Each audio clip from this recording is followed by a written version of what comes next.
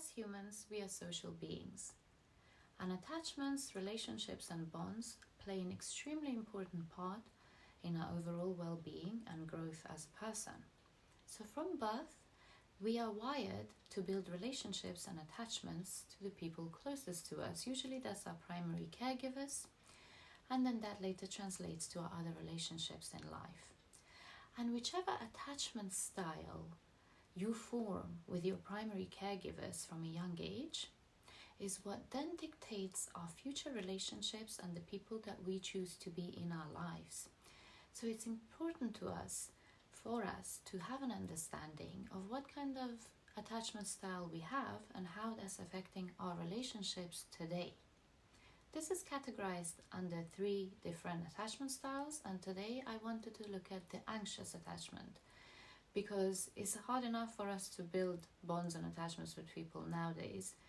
But then when you add a sprinkle of anxiety in there, then it's even more difficult for us to form and build healthy relationships. So what are these signs? What attachment style do you have? And ways to heal and fix it. If you haven't been to my page, welcome. I'm Hamasa. I look at personal development as well as mental and emotional well-being and just day-to-day issues. Please do subscribe to my page so that you're up to date with all my weekly content. I've looked at attachment styles before. I believe I've done a video of the dynamic of avoidant and anxious attachment because they tend to attract each other the most.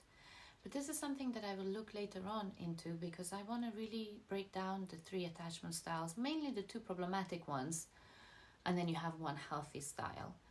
For us to really get an understanding of which category we fall under, which of these points resonates with us the most, and ways that we can heal this, because attachment styles are not like a life sentence.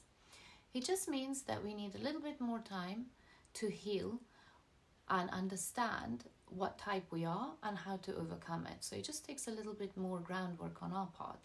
But it's not something that you can never be changed, and it's not something that if you are this style, then this is what you're stuck in. I personally believe that I used to be an anxious attachment type of person, and now I'm kind of healthy / sometimes avoidant, but I'm working on it. So I'm aware of what I used to do, what I'm doing now, and ways it's affecting me. And so I know that it could be changed. And it's like, people say that they've gone through what they find attractive before and what they find attractive now. So this is just all a reflection of your attachment style, how you see your worthiness and how you want to be treated in relationships.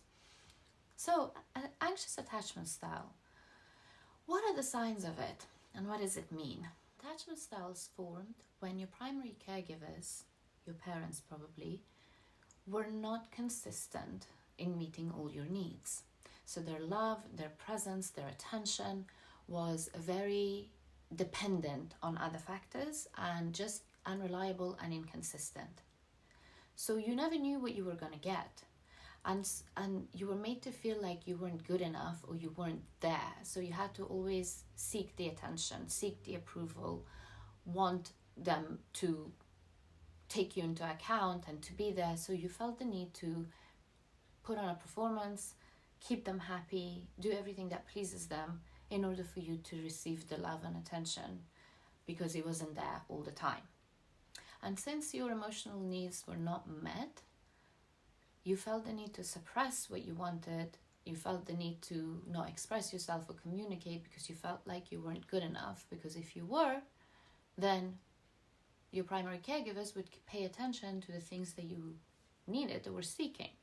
This is not to say that your household wasn't a loving household or that your parents didn't love you. It just means that you couldn't depend on that love all the time.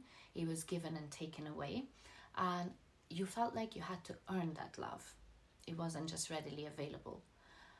And because of that, when it comes to your adult relationships, because your parents couldn't meet all your needs, you then translate that into wanting your partners to meet all your needs and fulfill that gap. And the minute they don't deliver, because it's not something that is possible for them to deliver, because your needs are basically things that you haven't healed from before, and therefore this partner cannot fill that gap, you then always feel deflated, disappointed. You start questioning your worthiness, your compatibility, your self-esteem. Are you difficult to love? Is this your fault? You start questioning everything, and you take it very personally that your partner cannot fulfill you or deliver the needs that you lack. And this could really affect your relationships. Some of these signs can be shown in you being constantly fearful of abandonment. Whenever you get in with any relationship, you tend to really be worried that they're going to leave you, or you are not good enough, and you need to perform, and you need to win them over, and you need to please them. You're constantly on edge. You suppress yourself and how you feel. You don't express things that concern you, or when you see red flags, because you feel that if you do, then you're too much and you're difficult, and so they're going to leave you. Again, it always boils down to that fear of abandonment, that they're not going to stick it out. If you're your real self, they're not going to like you. You have to become and be who you think they want you to be. And when this is done in relationships, of course, then it takes the focus away from what a relationship should be. It becomes a game of push and pull. What happens here is that it's not just the fact that you react in these ways and these things happen to you. It's also the emotional effect that it has on you afterwards, and how you take it personally, and the way you feel, and how anxious and on edge you are, and how insecure you are. You need constant reassurance. You're overly clingy. The more they pull back, the more you tend to chase, instead of thinking that, hold on, there is nothing wrong here. So if my partner's pulling back, I need to communicate this and see what's wrong. And if they're just behaving like this, then I need to understand my worth and stand my ground and not chase them. Like, why are you running from me? I'm trying to speak to you. I'm trying to resolve this. You don't want to know? I'm not going to chase. When you're ready, you will come and speak to me. But instead of that's like the healthy way of dealing with it is that. But instead you are, then the more they pull back, it's like you're trying to be nice. You're trying to do more things. It's like, no, they can't leave me. All in all, fear of abandonment, severe insecurity, and just not seeing your worth and value, and feeling constantly anxious that they will find better, they will do better, and they're lying about loving you and wanting to be with you and wanting to be around you. How does a relationship with an anxious person look like? You tend to talk about them all the time. You tend to think about them all the time. You are consumed by your partner. You kind of lose your identity, and your focus becomes their focus. They are the one. They are the center of your world now.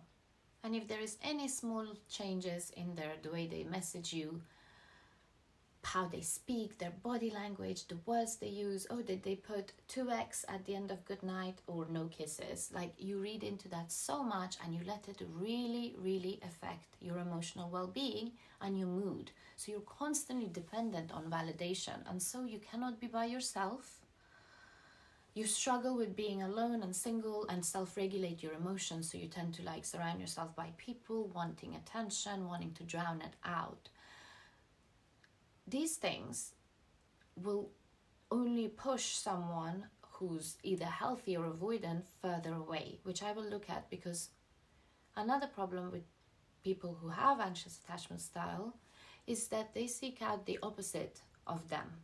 And so they always tend to attract the wrong kind of people, which also has a huge part to play in your attachment style. Because if you're already an anxious attachment style person and you attract the wrong type of person for you, they then will of course bring out the most of your anxiety, because they're playing up on all your insecurities, because you are going for people who are showing you that they're opposite to you, because you're trying to fill the gaps. So you think, if I go for this person, I'm not like that, they will balance me out. And what happens is that this person obviously is kind of two peas in a pod, but not, because it's both unhealthy types of attachment, but it's just two different ways of seeing situations. And because they're so different and you don't see eye to eye, there's a real breakdown in communication. So then we tend to choose wrong people if we're not happy in our attachment style overall, and it's like a vicious cycle. What do we do to break out of this? Because if we don't heal our attachment style, we will always go for the same type of people and get the same sort of relationships and results and patterns. So we need to look at ourselves and see what it is that makes us go for the same kind of people that always end up doing the same kind of things, and also what it is that's making us feel so unworthy, so insecure, and so anxious about being abandoned. Why are we not fulfilled, happy, and validated by ourselves? And the thought of being alone worries and fears us so much. Let's look at the roots. Let's heal it, fix it, so that we can attract the right kind of people for ourselves. The first thing to do is obviously uncover your attachment style. And then once you realized what kind of attachment style you fall under, see the events and experiences that led to you to be this attachment style. What are your triggers? What really happened? The origins of it. Where does this feeling come from? Where have you not felt that your emotional needs were being met or fulfilled? And where did you feel like you had to put on a performance and earn that love? And sit with that and look inwardly and heal it and unpack it and understand it. Knowing and understanding the root cause of this will really help us know the ways that we need to fulfill ourselves. Get to know yourself and understand your self-worth and value. Understand that you are no matter how much attention you get from the outside, no matter who you surround yourself with, and no matter what your friends will say and do, if you don't truly believe those things yourself and do the inner work, you will never feel fulfilled. And the only way that you will feel fulfilled is if you do surround yourself with people all the time. Now, how is that feasible? Or how's that in the long term beneficial for you if you're constantly dependent on the outside? And then what happens if you fall out with one of those friends who always give you the validation you need? So you need to become self-sufficient, and in order to become self-sufficient is to get to know yourself better, raise your self-awareness, do the darker, deeper work that you've avoided all this time, which then translates in your relationships and how you deal with them. For those who struggle with self-esteem and self-worthiness, we have a set of automatic beliefs that we jump to the minute things go wrong. It's like, oh, I knew it. I mean, this always happens to me. I always let people down. I always fail, da-da-da. Build an awareness around these self-beliefs. Understand that this is what you do, and the minute it happens again, it's like, oh, there's that thing I'm doing again. I need to stop. And start rewiring and rewriting these belief systems, and make yourself aware that this is what you do, because how you speak to yourself is incredibly important in the way you view yourself and how you value yourself.